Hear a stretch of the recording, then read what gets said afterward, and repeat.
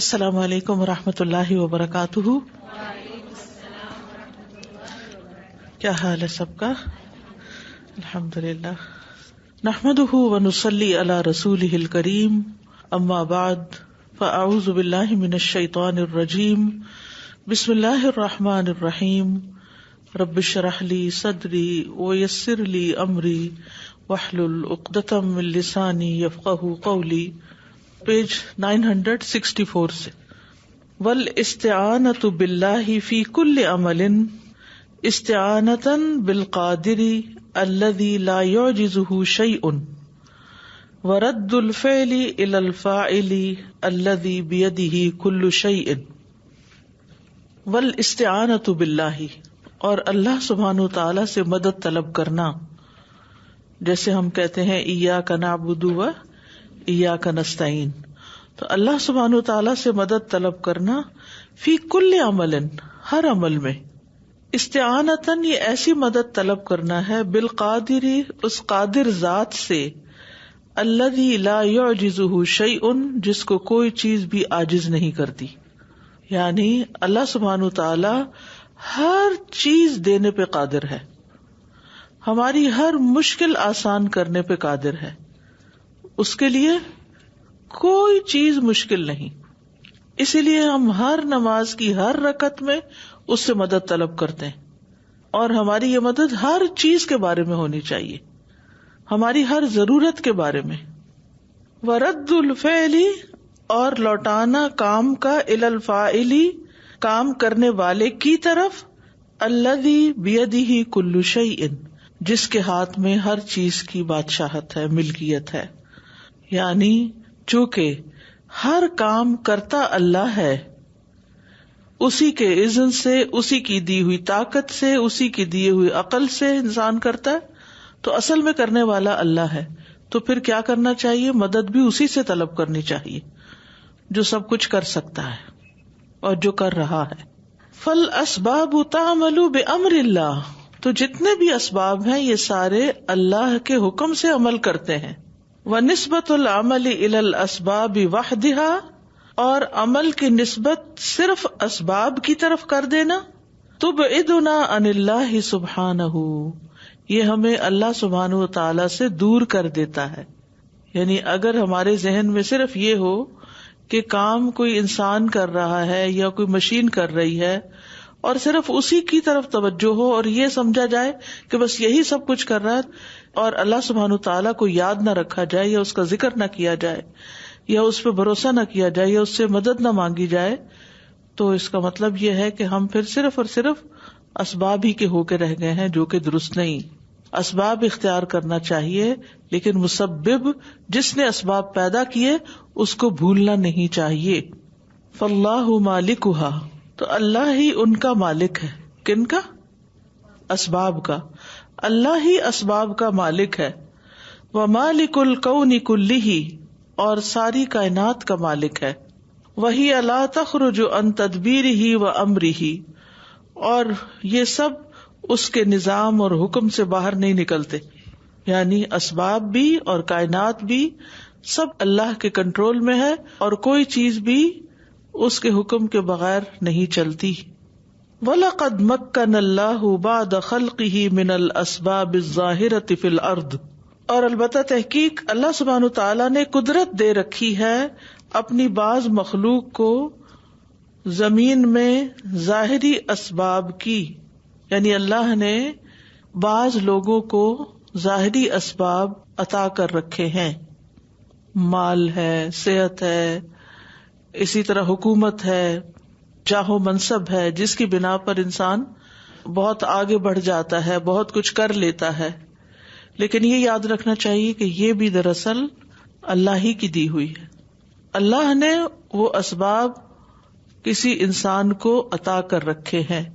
جیسے ایک مثال قرآن میں دی گئی، خاص طور پر ذوالقرنین کی، جن کے پاس بہت زیادہ اسباب تھے، تو انہوں نے کیا کیا؟ اسباب کی پیروی کی، اسباب کو کام میں لائے اور بہت اچھے اچھے کام کیے جو انسانوں کی بھلائی کے تھے، فائدے کے تھے. زمین میں خیر پھیلائی. تو کچھ لوگ اسباب کو اس طرح اختیار کرتے ہیں یا استعمال کرتے ہیں کہ جس سے اپنا بھی بھلا ہو اور دوسرے انسانوں کا بھی بھلا ہو، لیکن کچھ لوگ اس چیز کا خیال نہیں رکھتے، وہ ان کو مس یوز کرتے ہیں اور اس کی وجہ سے فساد پھیلاتے ہیں. فہذا رئیس دولت، تو یہ دیکھو یہ ہے کسی حکومت کا مالک. رئیس الدولہ کہتے ہیں پریزیڈنٹ یا پرائم منسٹر وغیرہ کو، اس کے لیے یہ ٹرم استعمال ہوتی رئیس الدولہ. رئیس کہتے ہیں رأس سے، یعنی ہیڈ آف دا اسٹیٹ، لفظی ترجمہ اس کا یہ بنے گا. یہ دیکھو جو ہیڈ آف دا اسٹیٹ ہے، وَهَذَا مُيَسَّرٌ لَهُ أَسْبَابُ النُّفُوذِ وَالسُّلْطَانِ، اور اس کو میسر ہے، آسان ہے اس کے لیے حکم نافذ کرنے کے اسباب اور حکمرانی کے اسباب اس کے لیے میسر ہیں. یہ ہیڈ آف دا اسٹیٹ ہے، اس لیے اللہ نے اس کو قدرت دی ہے اسباب کو نافذ کرنے کی یا حکم نافذ کرنے کی یا اپنا حکم چلانے کی. سلطان بھی حکم کو کہتے ہیں اور نفوذ کو ہوتا ہے نافذ کرنا، امپلیمنٹیشن کی. وَهَذَا مُيَسَّرٌ لَهُ أَسْبَابُ الْمَالِ، اور ایک دوسرا شخص ہے جس کو اللہ نے مال کے اسباب عطا کیے ہیں، جس کے لیے مال کا حاصل کرنا آسان کر دیا گیا ہے. وَجَعَلَ اللَّهُ الْعَطَاءَ ظَاهِرًا فَقَطْ مِنْ هَذِهِ الْأَسْبَابِ لِيَسِيرَ الْكَوْنُ فَمَاذَا حَدَثَ، اور اللہ نے اس عطا کو ظاہر کر دیا ہے فقط ان اسباب میں سے، تاکہ جاری رہے کائنات میں، یعنی کام آسان ہوتے رہیں. فماذا حدث، تو ہوا کیا ہے، یعنی پھر نتیجہ کیا نکلا ہے جب اللہ نے بندوں کے لیے اسباب مہیا کیے ہیں یا آسانیاں کی ہیں. لقد ظن اکثر الناس، تو بہت سے لوگوں نے یہ خیال کیا، ان عطاء الاسباب فی ید ہؤلاء وحدہم، کہ یہ عطا جو ہے اسباب کی یہ اکیلے انہی لوگوں کے ہاتھ میں ہے.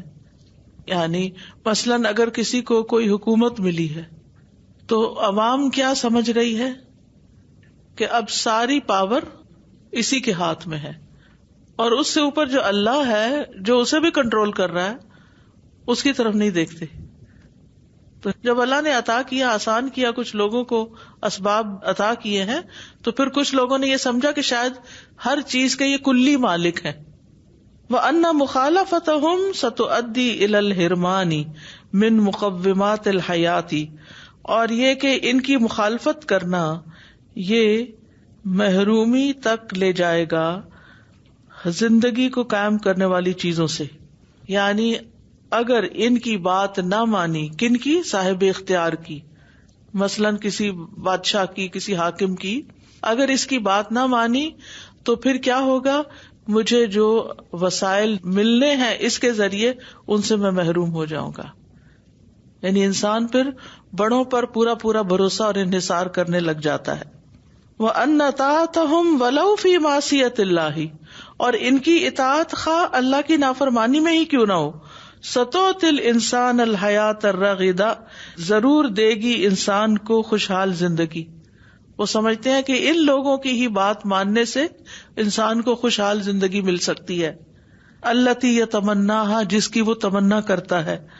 فَمَاذَا حَصَلَ، تو پھر کیا ہوتا ہے جب لوگ یہ سمجھ بیٹھتے ہیں. یعنی خلاصہ اس کا کیا ہے، سارے پیراگراف کا مقصد کیا ہے؟ اس کا مقصد یہ بتانا ہے کہ اصل تو مالک اللہ ہے سارے اسباب کا، لیکن اللہ وقتی طور پر انسانوں کو کچھ نہ کچھ دے دیتا ہے، مینز، تاکہ وہ زندگی گزار سکے، دنیا کا نظام چل سکے.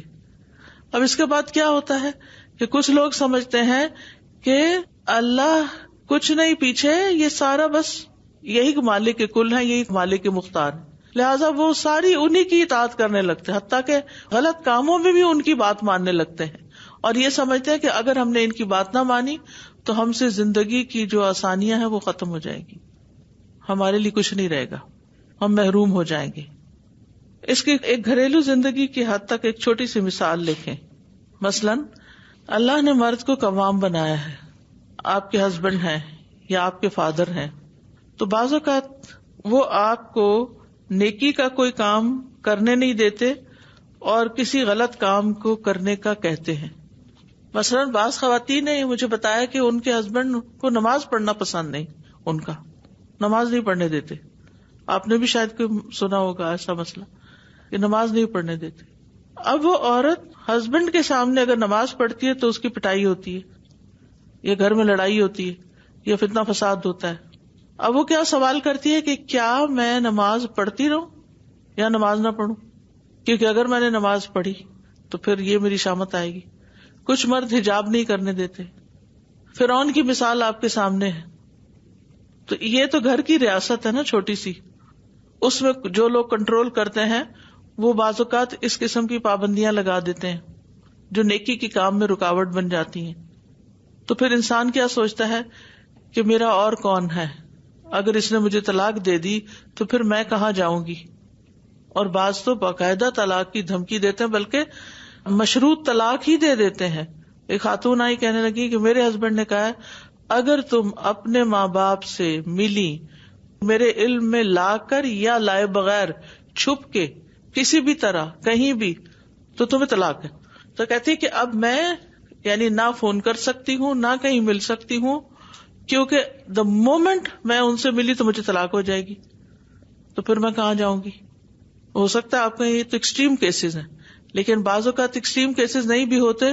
چھوٹی چھوٹی باتوں میں ہمیں جس انسان سے تھوڑا سا فائدہ پہنچتا ہے ہم اسی کے غلام بن جاتے ہیں، اور جو وہ چاہتا وہ کرنا شروع کر دیتے ہیں اور اللہ کی نافرمانی کرتے ہیں.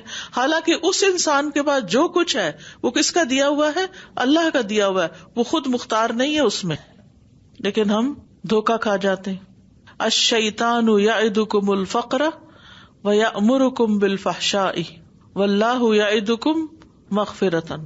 اللہ سبحانہ تعالیٰ آزماتا ہے مختلف طرح سے بندوں کو، لیکن اس طرح کے مسائل ہوتے ہیں. تو ٹھیک ہے، جن کاموں میں وہ ہمیں صحیح بات کرنے کو کہتے ہیں وہاں تو انسان چاہے دل کو نہیں بھی اچھا لگے تو کر لے کہ وہ غلط نہیں کہہ رہے، ٹھیک ہی کہہ رہے ہیں. لیکن جیسے کچھ فرائض ہیں، کچھ ایسے کام ہیں کہ جو حرام درجے کے ہیں جن سے بچنا ضروری ہے. پچھلے دنوں ایک واقعہ جو کہ انتہا درجے کا ایکسٹریم کا واقعہ تھا.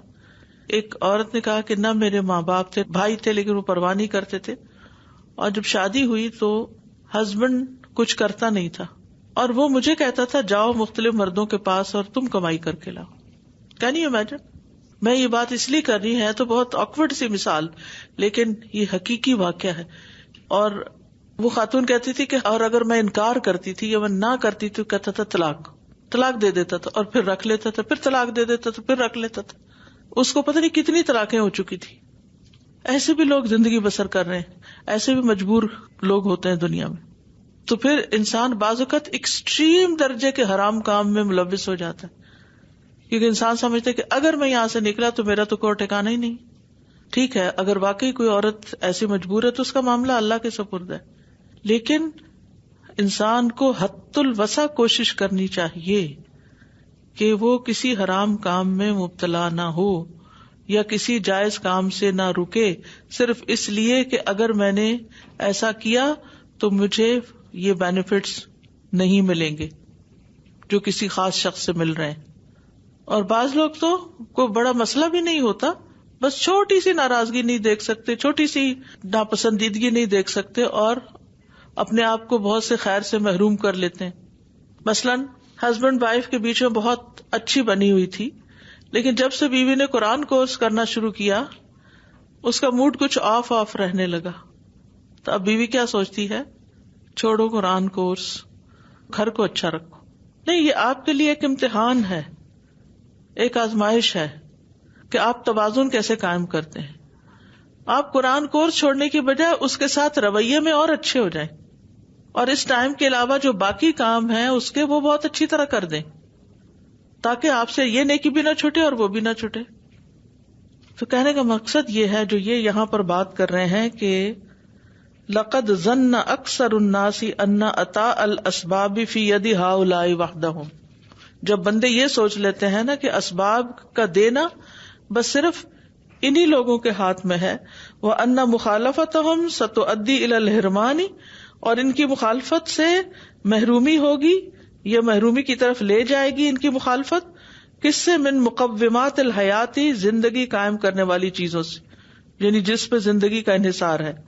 وَأَنَّ طَاعَتَهُمْ، اور یہ کہ ان کی اطاعت یعنی حکمرانوں کی، وَلَوْ فِي مَعْصِيَةِ اللَّهِ، خواہ اللہ کی نافرمانی میں ہی کیوں نہ ہو، سَتُعْطِي الْإِنسَانَ الْحَيَاةَ الرَّغِدَةَ، انسان کو خوشحال زندگی عطا کرے گی، الَّتِي يَتَمَنَّاهَا، جس کی وہ تمنا کرتا ہے. فَمَاذَا حَصَلَ، تو کیا حاصل ہوتا ہے، پھر نتیجہ کیا نکلتا ہے. لقد وقف الناس بأبوابهم لا يرجون الا إياهم، لوگ ان کے دروازوں پر جا کھڑے ہوتے ہیں اور انہی سے ساری امیدیں وابستہ رکھتے ہیں. ولا يخافون الا منهم، اور صرف انہی سے ڈرتے ہیں. وازدحم الناس على باب العبد الفقیر، اور بھیڑ کر لیتے ہیں لوگ دروازے پر محتاج بندوں کی. اما باب الملک الغنی القوی العزیز، جہاں تک الغنی یعنی اللہ سبحانہ تعالی، القوی قوت والا، العزیز زبردست غالب بادشاہ کا تعلق ہے، الملک الغنی القوی العزیز کے دروازے کا، فقلما یقف علیہ احد، تو اس پر تو کم ہی کوئی کھڑا ہوتا ہے جا کے. انسانوں کے دروازوں پہ بھیڑ کر دیتے ہیں اور اللہ کے دروازے پہ جو حقیقی بادشاہ ہے کوئی کھڑا نہیں ہوتا. وہذہ خطورۃ الاخذ بالاسباب وحدہا، اور یہ ہے اصل خطرہ صرف اکیلے اسباب کو اختیار کرنے کا، یہ بھول کر اصل تو اللہ ہے جو دیتا ہے سب کو. وہی خطورۃ تعرض الکون کلہ للاختلال والفساد، اور یہ خطرہ ساری کائنات کو بگاڑ اور فساد کا نشانہ بنا دیتی ہے. تعرض عرضتاً سے، عرضتاً لایمانکم، اسی سے ساری کائنات میں فساد پھیلتا ہے. وَتَكْثُرُ مِنَ الْبَغْيِ، اور ظلم و ستم زیادہ ہوتا ہے، فی الارض زمین میں. وَالشِّرْكُ بِاللَّهِ، اور شرک بھی اسی وجہ سے ہوتا ہے کہ ہم تو کچھ گناہگار ہیں، یہ جو نیک ولی ہیں یہی بس اللہ سے لے کے دیں گے ہمیں، لہذا ان کے دروازے پہ کھڑے رہو. وَالْإِعْرَاضُ عَنْهُ، اور اس سے اعراض یعنی اللہ سے. وَالْاعْتِمَادُ عَلَى غَيْرِهِ، اور اس کے علاوہ دوسروں پر اعتماد کرنا، یہ چیزیں پھر انسان کی زندگی میں آ جاتی ہیں. فالاسباب نؤمن بها ولا نتوکل علیہا، ہم اسباب پر ایمان رکھتے ہیں، یہ اسباب ہیں لیکن ان پہ توکل نہیں کرتے. بل نباشرها، بلکہ ہم ان کو استعمال کرتے ہیں. ونتوکل علی اللہ وحدہ، اور ایک اکیلے اللہ پر توکل کرتے ہیں. وما من امت عبدت الاسباب، اور جو بھی کوئی امت گزری جس نے اسباب کی عبادت کی، الا انتشر فیہا الظلم، مگر یہ کہ اس میں ظلم پھیل گیا. وعم فیہا الارہاب والفوضى، اور اس میں ارہاب ٹیررزم، والفوضى اور بدنظمی پھیلی. رہبت سے ہے نا خوف. وضاع فیہا الحق، اور اس میں حقوق ضائع ہو گئے. وقام فیہا سوق الباطل، اور اس میں باطل کا بازار قائم ہو گیا. واستعبد فیہا الانسان، اور اس میں انسانوں کی پرستش کی گئی، انسانوں کو خدا مان لیا گیا. وضل عن ربہ، اور اپنے رب سے بھٹک گیا. وحل بہ البلاء والعقوبہ، اور بلائیں اور مصیبتیں نازل ہو گئی ان پر. کما حکی اللہ احوال اہل الاسباب فی سورۃ الاعراف وہود والشعراء، جس طرح اللہ تعالیٰ نے حالات بیان کیے ہیں اہل الاسباب کے سورۃ الاعراف، ہود اور شعراء میں.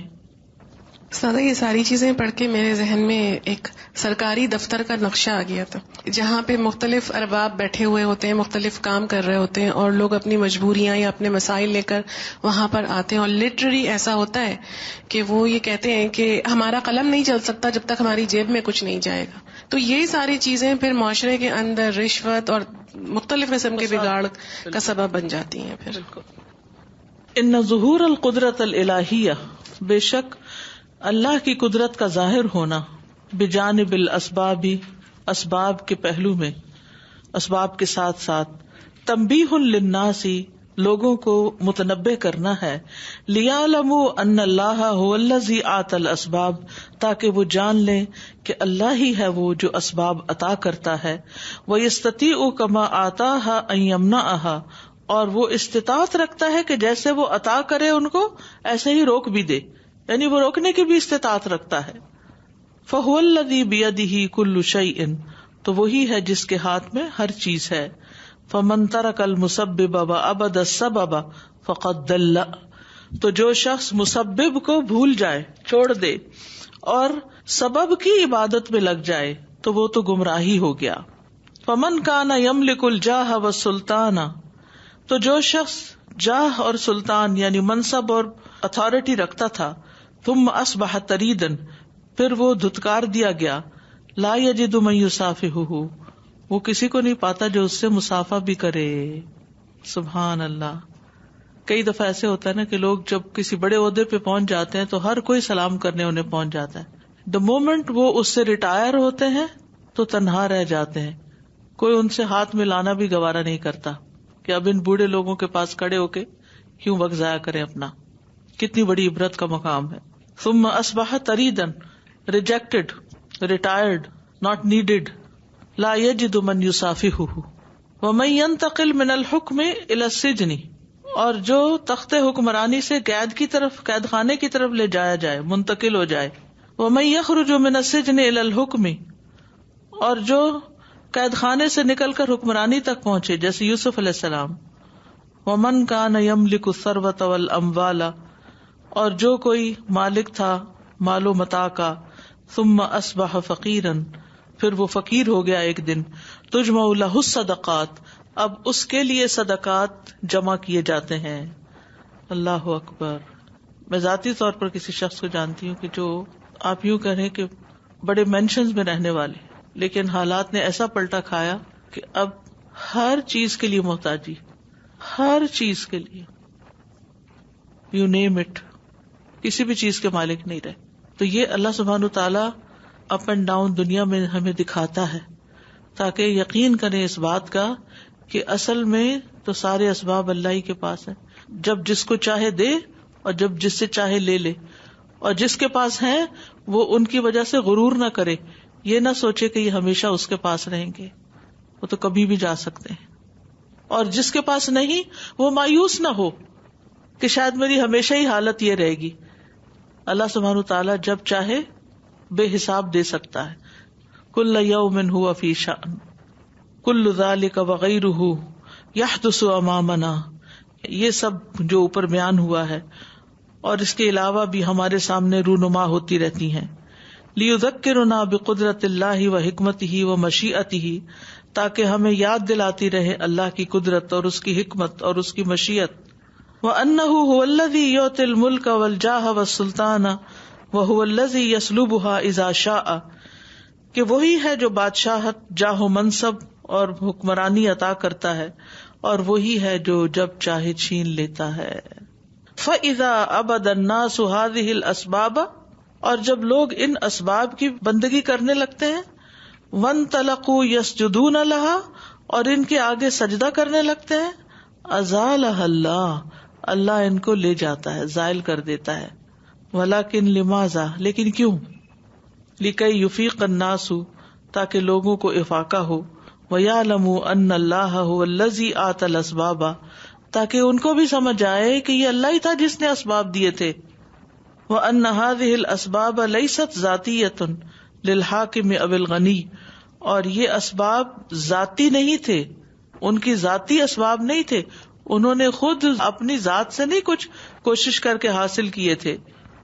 کسی حاکم کے لیے اور غنی کے لیے یہ بات اس کو بھول نہ جائے، یہ یاد رہے کہ جو کچھ ان کے پاس ہے بطور امانت ہے، اور اللہ سبحانہ تعالیٰ نے ان کو وقتی طور پر دیا ہے.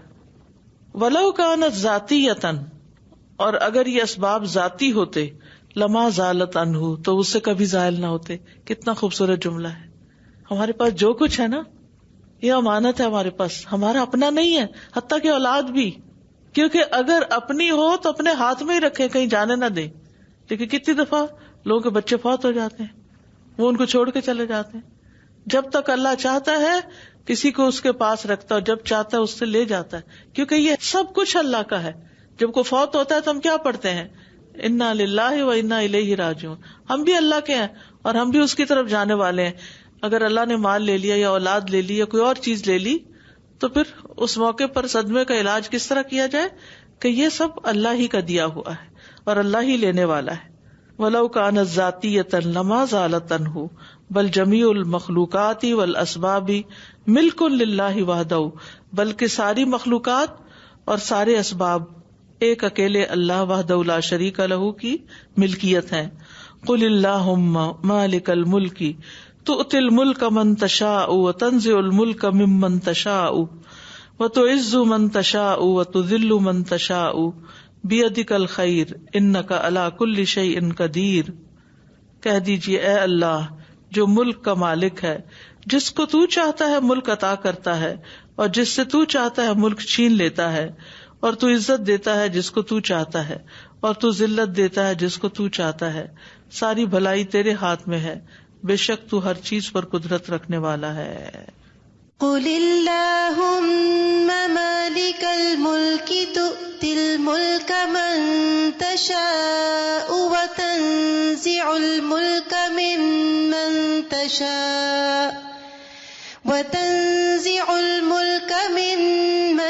تشاء وتعز من تشاء وتذل من تشاء بیدک الخیر انک علی کل شیء قدیر.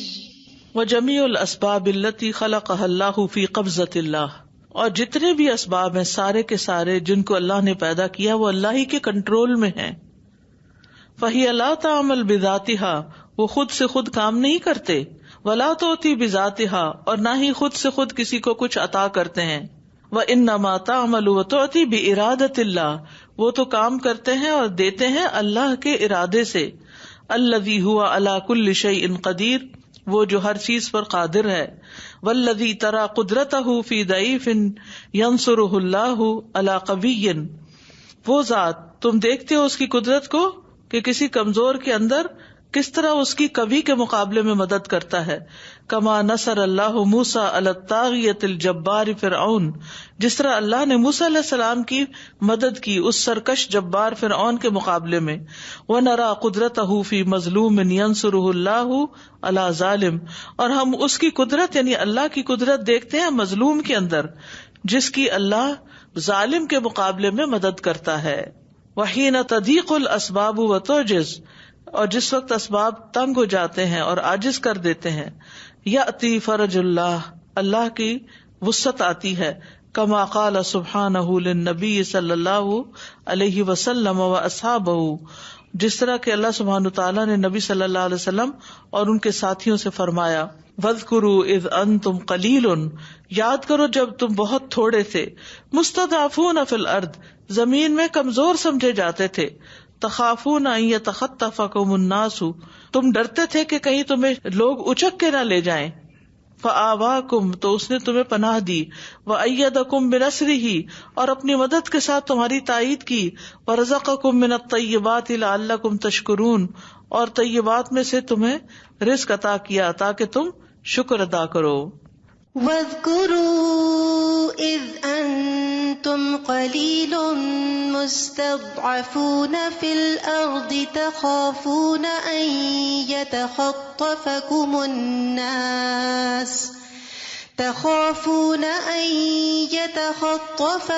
النَّاسُ فَآوَاكُمْ وَأَيَّدَكُمْ بِنَصْرِهِ وَرَزَقَكُم مِّنَ الطَّيِّبَاتِ لَعَلَّكُمْ تَشْكُرُونَ. فَإِذَا انتصر قوی علی ضعیف فہنا ظہور قدرت اللہ بالاسباب، پھر جب فتح حاصل کر لیتا ہے قوی ضعیف پر تو یہاں اللہ کی قدرت اسباب کے پردے میں ظاہر ہوتی ہے. وَإِذَا انتصر ضعیف علی قوی، اور جب کمزور کامیاب ہو جاتا ہے فتح حاصل کر لیتا ہے علی قوی کسی مضبوط انسان پر، فہنا ظہور قدرت اللہ بضد الاسباب، تو یہاں اللہ کی قدرت ظاہر ہوتی ہے اسباب کے بغیر یا اسباب کے اپوزٹ جا کر. وتارۃ تظہر قدرت اللہ، اور کبھی کبھی اللہ کی قدرت ظاہر ہوتی ہے بدون الاسباب، بغیر اسباب کے بھی. انما امرہ اذا اراد شیئا ان یقول له کن فیکون، بے شک اس کا حکم تو یہ ہے کہ جب وہ کسی کام کا ارادہ کرتا ہے تو اس کو کہتا ہے کہ ہو جا، تو وہ ہو جاتی ہے. انما امرہ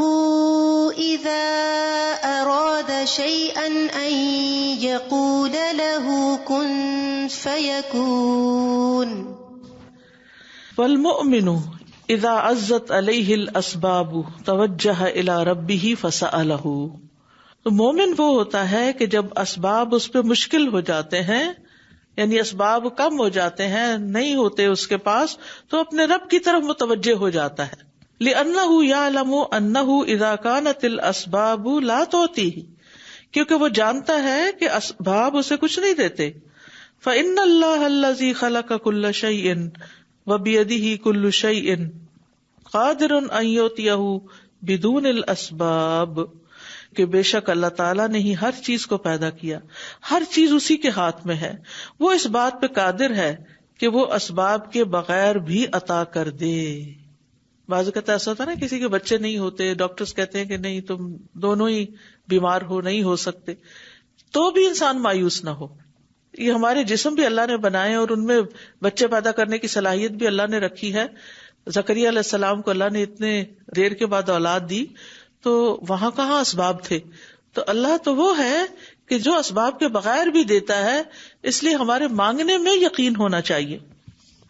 وَيُنْجِيهِ كَمَا أَنْجَى يُونُسَ فِي الظُّلُمَاتِ حِينَ نَادَاهُ، اور اس کو نجات دیتا ہے مشکل وقت میں، جیسے نجات دی یونس علیہ السلام کو اندھیروں میں جب اس نے اللہ کو پکارا. فَنَادَى فِي الظُّلُمَاتِ أَلَّا إِلَٰهَ إِلَّا أَنْتَ سُبْحَانَكَ إِنِّي كُنْتُ مِنَ الظَّالِمِينَ فَاسْتَجَبْنَا لَهُ وَنَجَّيْنَاهُ مِنَ الْغَمِّ وَكَذَلِكَ نُنْجِي الْمُؤْمِنِينَ. تو اس نے اندھیروں میں اپنے رب کو پکارا کہ تیرے سوا کوئی الہ نہیں، تو پاک ہے، بے شک میں ہی ظالموں میں سے ہوں. تو ہم نے اس کی دعا قبول کر لی اور اس کو غم سے نجات دی. اسی طرح ہم مومنوں کو نجات دیتے ہیں. اور جیسے ایک حدیث کے مطابق یہ وہ دعا ہے جو رد نہیں کی جاتی. ایک موقع پہ آپ بیٹھے ہوئے تھے کہ آپ نے صحابہ سے کہا کہ میں تمہیں وہ نہ بتاؤں دعا کہ جو رد نہیں ہوتی. ابھی یہ بات ہو رہی تھی کہ ایک اعرابی آ گیا، اس نے آپ سے سوال جواب کیے، مشغول کر دیا، پھر آپ بتائے بغیر اٹھ کے چل دیے. تو ایک صحابی تھے، وہ آپ کے پیچھے گئے کہ میں تو یہ دعا پوچھ کے چھوڑوں گا کہ وہ اتنا بڑا خزانہ ہے، اور علم کی طلب اور شوق بھی دیکھے نا. تو ہم جیسے تو نہیں تھے نا جو کہتے اچھا پھر کسی دن بتا ہی دیں گے، خیر ہے. پیچھے گئے اور وہ اس طرح چل رہے تھے کہ جیسے یعنی پاؤں مار مار کے کہ نبی صلی اللہ علیہ وسلم کو پتا چل جائے، اور پیچھے سے آواز بھی نہیں دے سکتے تھے. تو آپ نے مڑ کے دیکھا اور آپ نے کہا کہ خیریت ہے؟ تو اس نے کہا آپ نے ایک دعا کے بارے میں بتایا تھا کہ جو رد نہیں ہوتی، وہ کون سی دعا ہے؟ تو آپ نے یہی دعا بتائی، لا الہ الا انت سبحانک انی کنت من الظالمین. جو بھی کوئی غم میں ہے، مشکل میں ہے، دکھ میں ہے، تکلیف میں ہے، پریشانی میں ہے، اس کو چاہیے کہ وہ یکسوئی کے ساتھ رو کے اندھیرے میں، رات کی تنہائیوں میں اللہ سے یہ دعا مانگے، لا الہ الا انت سبحانک انی کنت من الظالمین. اور جو بھی آپ کی حاجت ہے اس کو آپ رکھیں، یعنی حاجت چاہے دل میں رکھے، منہ سے نہ بھی بولے، لیکن اس کے ساتھ ساتھ اپنے غم اور دکھ کا اظہار اس طرح کرے. خاص طور پر یہ غم کا علاج ہے. نجیناہ من الغم، غم، وکذالک ننجی المؤمنین، اور مومنوں کو ہم اسی طرح نجات دیتے ہیں. فنادى في الظلمات أن لا إله إلا أنت سبحانك إني كنت من الظالمين فاستجبنا له ونجيناه من الغم وكذلك ننجي المؤمنين. وَكَمَا طَلَبَ زَكَرِيَّا الْوَلَدَ مَعَ كِبَرِ سِنِّهِ وَسِنِّ زَوْجَتِهِ فَاسْتَجَابَ اللَّهُ لَهُ كَمَا قَالَ سُبْحَانَهُ. اور جس طرح طلب کیا زکریا علیہ السلام نے بچے کو، اولاد مانگی، باوجود اس کے کہ وہ عمر میں بڑے تھے اور ان کی بیوی کی عمر بھی زیادہ تھی، تو اللہ نے ان کی دعا قبول کر لی. کما قال سبحانہ، جیسے اللہ تعالیٰ کا فرمان ہے، یا زکریا انا نبشرک بغلام اسمہ یحییٰ لم نجعل له من قبل سمیا. اے زکریا، ہم تجھے ایسے بچے کی خوشخبری دیتے ہیں جس کا نام یحییٰ ہوگا، ہم نے اس سے پہلے کسی کا بھی یہ نام نہیں رکھا. قال رب انا یکون لی غلام، عرض کیا اے رب میرا بچہ کیسے ہو سکتا ہے، وکانت امراتی عاقرا، میری تو بیوی بھی بانجھ ہے. وقد بلغت من الکبر عتیا، اور میں بڑھاپے کی انتہا کو پہنچ چکا ہوں. قال کذالک، فرمایا اسی طرح ہوگا. قال ربک هو علی ہین، تیرا رب فرماتا ہے کہ یہ مجھ پہ بڑا آسان ہے. وقد خلقتک من قبل ولم تک شیئا، اس سے پہلے میں نے تجھے بھی پیدا کیا جب کہ تو کچھ بھی نہیں تھا. تجھے بنایا تو تیرا بیٹا کیوں نہیں بنا سکتا؟ یا زکریا انا نبشرک بغلام اسمہ یحیی لم نجعل له من قبل سمیا. قال رب أنى يكون لي غلام وكانت امرأتي عاقرا وقد بلغت من الكبر عتيا. قال كذلك قال ربك هو علي هين وقد خلقتك من قبل ولم تك شيئا. وَلِكُلِّ مُؤْمِنٍ حَظٌّ مِّنَ الِاسْتِفَادَةِ مِنْ قُدْرَةِ اللَّهِ فَإِنَّ اللَّهَ لَا يُعْجِزُهُ شَيْءٌ وَالْمُؤْمِنُ لَا يَيْأَسُ كَمَا أَمَرَهُ اللَّهُ بِقَوْلِهِ وَلَا تَيْأَسُوا مِنْ رَوْحِ اللَّهِ إِنَّهُ لَا يَيْأَسُ مِنْ رَوْحِ اللَّهِ إِلَّا الْقَوْمُ الْكَافِرُونَ. اور ہر مومن کا حصہ ہے اللہ کی قدرت سے استفادہ کرنے میں، کیونکہ اللہ تعالیٰ کو کوئی چیز عاجز نہیں کر سکتی، اور مومن مایوس نہیں ہوتا جیسا کہ اللہ نے اس کو حکم دیا ہے. وَلَا تَيْأَسُوا مِن رَوْحِ اللَّهِ، تو اللہ کی رحمت سے مایوس نہ ہو. إِنَّهُ لَا يَيْأَسُ مِن رَوْحِ اللَّهِ إِلَّا الْقَوْمُ الْكَافِرُونَ، کہ اللہ کی رحمت سے مایوس نہیں ہوتی مگر کافر قوم. وَلَا تَيْأَسُوا مِن رَوْحِ اللَّهِ إِنَّهُ لَا يَيْأَسُ مِن رَوْحِ اللَّهِ إِلَّا الْقَوْمُ الْكَافِرُونَ. فَحِينَ تَضِيقُ الْأَسْبَابُ بِالنَّاسِ، تو جب لوگوں کے لیے اسباب تنگ ہو جاتے ہیں. وَتَغْلِقُ الدُّنْيَا أَبْوَابَهَا أَمَامَهُمْ، اور دنیا ان کے سامنے اپنے دروازے بند کر دیتی ہے. الْكَافِرُ وَغَيْرُ الْمُؤْمِنِ باللہ یصیبہ یأس، کافر اور غیر مومن جو ہوتا ہے، جو اللہ پر ایمان نہیں رکھتا، اس کو مایوسی ڈھانپ لیتی ہے. قاتل، قتل کرنے والی، یعنی کلنگ، مایوسی. ینتہی بہ، جس کے ساتھ وہ ختم ہو جاتا ہے. اما الی الجنون او الانتحار، یا تو جنون کی طرف ختم ہو جاتا ہے، یعنی مجنون ہو جاتا ہے، پاگل ہو جاتا ہے، یا پھر خودکشی کر لیتا ہے. انتحار یعنی خود اپنا گلا کاٹ لیتا ہے. اما المؤمن بقضاء اللہ وقدرہ، جہاں تک اس مومن کا تعلق ہے کہ جو اللہ کی قضاء و قدر پر ایمان رکھتا ہے. فیظل ثابتا، تو وہ ثابت قدم رہتا ہے. لا تزعزعہ الاحداث، واقعات اس کو ہلا کے نہیں رکھتے. ویتوجہ الی ربہ، اور وہ اپنے رب کی طرف متوجہ رہتا ہے. وہو مؤمن، جبکہ وہ ایمان رکھتا ہے. بأن ما اصابہ لم یکن لیخطئہ، کہ جو اس کو پہنچا وہ اس سے خطا ہونے والا نہ تھا. وما اخطأہ لم یکن لیصیبہ، اور جو اس سے خطا ہو گیا وہ اس کو پہنچنے والا نہ تھا. وان اللہ سیجعل له بعد العسر یسرا، اور یہ کہ اللہ تعالیٰ تنگی کے بعد آسانی بھی پیدا کر دے گا. ویجعل له بعد الکرب فرجا ومخرجا، اور مشقت کے بعد اس کے لیے کشادگی اور مشکل سے نکلنے کا رستہ بنا دے گا. وَمَن يَتَّقِ اللَّهَ يَجْعَل لَّهُ مَخْرَجًا، اور جو اللہ سے ڈرتا ہے اللہ اس کے لیے مشکل سے نکلنے کا رستہ آسان کر دیتے ہیں.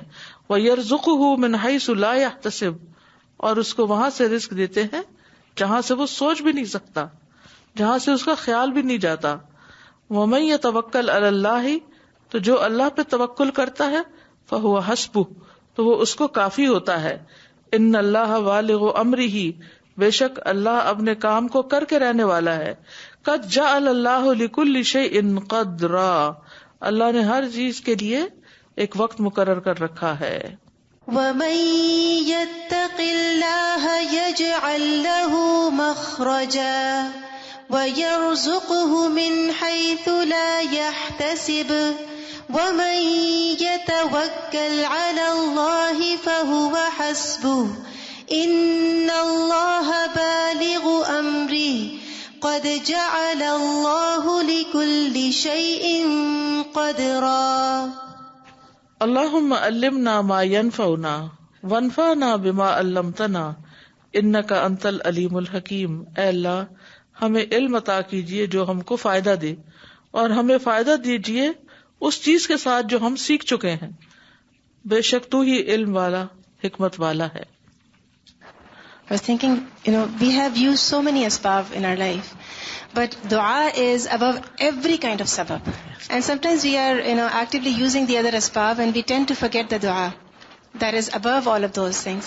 Once, I remember my son was slacking a lot in his Quran revisions and, his studies. So I was trying everything to bring him sort of back in his routine. Sometimes I would sit with him and do it. Sometimes I would, just do nasiha with love. Sometimes I would just scold him. And I was actually trusting on those ways that I was using. And I wasn't complaining why it's not just happening. And I think almost good 10 days passed in this state. And then I realized I'm not making enough dua with yaksui. That was what was missing. And subhanAllah, the day I literally, I got up and I did my dua, next morning he was up before me, he was doing his Quran in his room. I'm like, that's it. That's all it was needed. And I was just depending on, working with him or making him say it or scolding him and all of those things. But dua was above that. Bismillah, assalamu alaikum. Alhamdulillah, we learn a lot. Jazakallah khair, Ustaza. I remember a story once. I read that this man, his name is Juha, he was going market to buy donkey.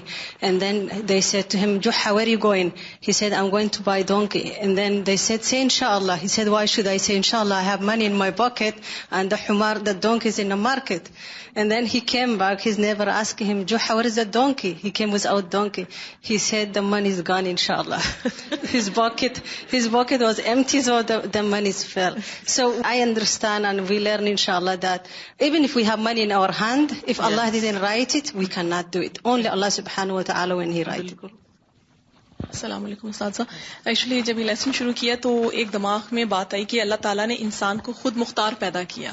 اللہ تعالیٰ نے ساری مخلوق اپنے تابع کی. جس طرح ایک حکمران کی آپ نے اگزامپل دی کہ اس کے آگے کھڑے ہوتے ہیں, اس نے ڈیوٹیاں لگائی ہوتی ہیں, جس طرح اللہ تعالیٰ نے ہر مخلوق کی لگائی سوائے انسان کے.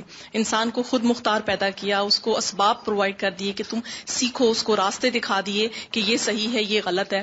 تو اب ہمارے پہ ہے کہ ہم ان کو کس طرح اختیار کرتے ہیں, ہم اللہ پہ کس طرح توکل کرتے ہیں. انسان کی ایک طرح سے اللہ تعالیٰ نے ایک طاقت دی ہے اس کو خود مختاری کی. یہ بھی بہت خوبصورت چیز ہے اگر انسان اس کو سمجھے, بہت ہی سمجھنے کی بات ہے یہ بھی. تو اختیار, اسباب اور توکل کے بیچ میں ایک بیلنس قائم کرنا ہے. جزاکم اللہ خیر. سبحانک اللہم و بحمدک اشہد ان لا الہ الا انت استغفرک و اتوب الیک. السلام علیکم و رحمۃ اللہ وبرکاتہ.